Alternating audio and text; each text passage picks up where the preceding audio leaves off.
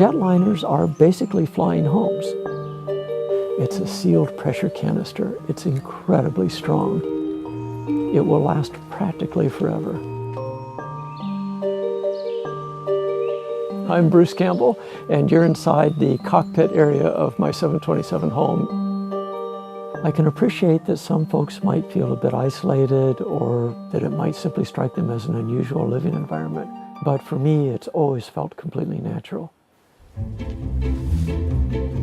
My entry is via the aft air stairs, which are retractable and are retracted whenever I leave for an extended time.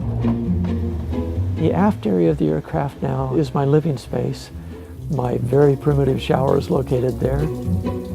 The two natural aft lavatories are both functional. Sleeping quarters are there in the form of a simple futon sofa and a bench where I spend lots of time embellishing elements of the aircraft. Jetliners retire at the rate of about 3 per day. For the most part, I think we shred them. And then we spin around 180 degrees and make a home after having just shredded an aerospace class home-sized structure. If you were an extraterrestrial looking down on this behavior, you'd wonder whether this species has all its marbles in place or not. People have asked me whether it crashed here and I simply restored the wreck. That's an odd thing to hear. It's completely impractical. Next time you're in a jetliner, close your eyes for a moment. In your mind, remove all the seats and all the other people, and then open your eyes with that vision and consider the expanse of the living room. It's a good environment, it really is.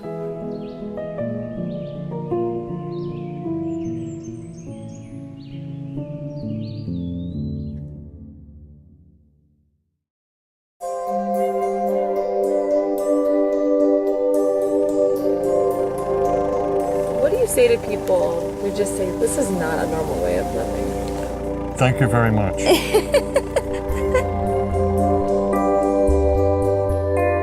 I'm Catherine, and this is my husband, Wayne. I'm Wayne, and welcome to Freedom Cove. We live in a secluded cove. The only options we have to get here is by water. There are no road accesses. The water is our highway.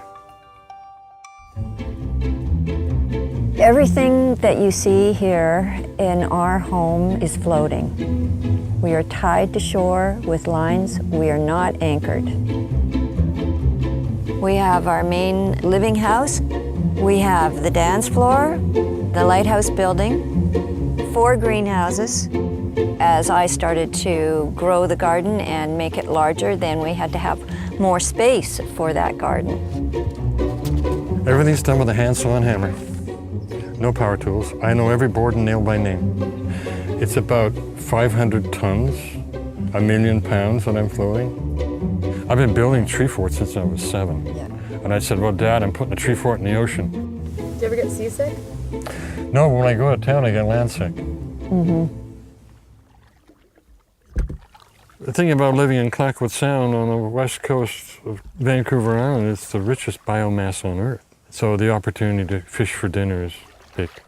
And I just can get in my canoe and paddle out in 10 minutes, I can catch a fish.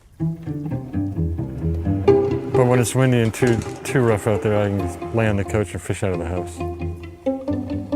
I was hoping to make a lot more money as an artist. So subsistence living was our only opportunity to have anything as artists. We could never buy real estate, so we had to make our own. It was a great opportunity to actually move away from the city to see if we could prosper out here. Now, 24 years later, we're still doing it. I can't imagine living any other way. I feel completely fulfilled. Oh, that's good, huh? That's really nice. I'm working on it.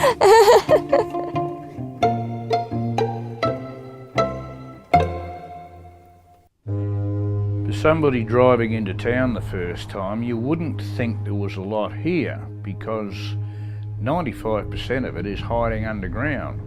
People drive in and go, where is the place? I don't understand.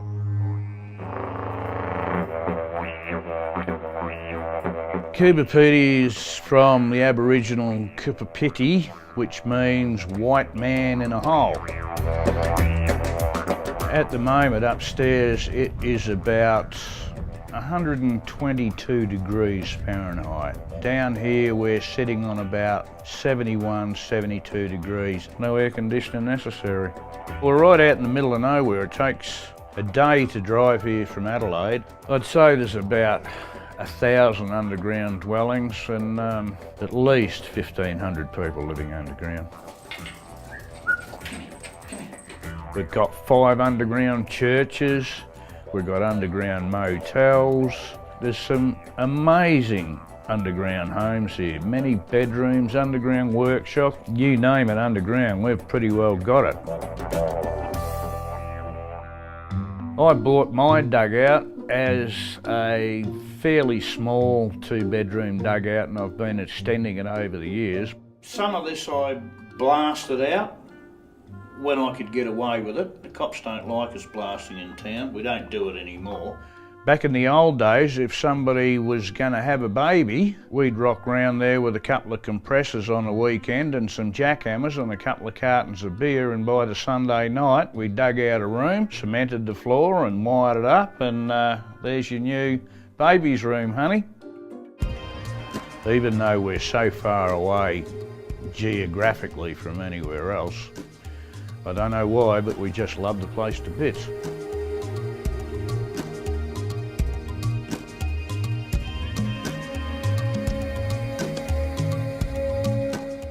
This is my friend Laura, and she's 80 years old.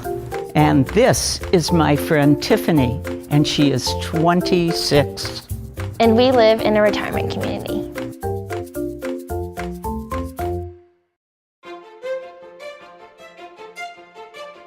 I'm a part of the Artist in Residence program at Judson Manor, which is a residential program where young musicians get to live here rent-free in exchange for performing recitals and concerts. When I tell people I live in a retirement community, I get a lot of mixed reactions. Some people don't believe me. Other people think it's a wonderful idea. I had not been a part of this community more than 2 days. I was in the lobby and they told me about Tiffany, and I walked over and introduced myself and I said, "Do you like dogs?" "Oh, she loves dogs." And Tiffany and I became friends. We just formed a friendship. We'll talk about art. We talk about clothes. I don't wear fashionable shoes anymore, but Tiffany does, and we talk about shoes. Laura to me is like a grandma and also a friend and a confidant. I don't think the age difference is something that I am constantly thinking about or that I'm aware of. You don't think, oh, I'm having dinner with this 100-year-old and this 90-year-old. You know, I'm having dinner with my friend Laura and Sarah. In a way, it is almost like being in a college dorm with the fact that there are so many people here from different places, from different backgrounds. It might be a little bit quieter than a normal college dorm, but I think we still have just as much fun.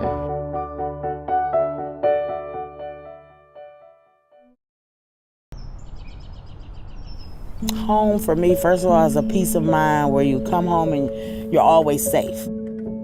That's what home means to me, especially for my children. Before I moved into this home 6 months ago, I was living in a shelter. To get my own home, it was just breathtaking, but there was nothing in it.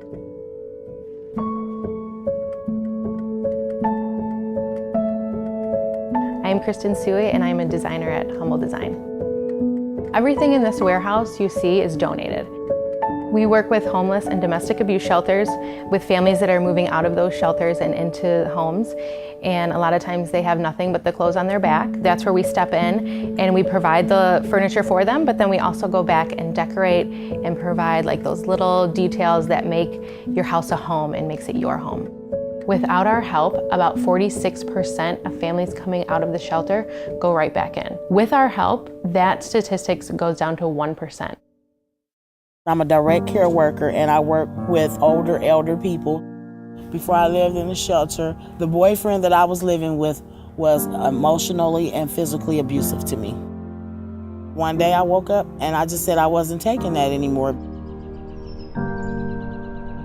Today we met with Danielle and we just talked with her a little bit, found out about her backstory. It sounds like she has come out of the shelter and now has been in a house with basically no furniture. She has a few pieces, but no beds, no chairs, no table.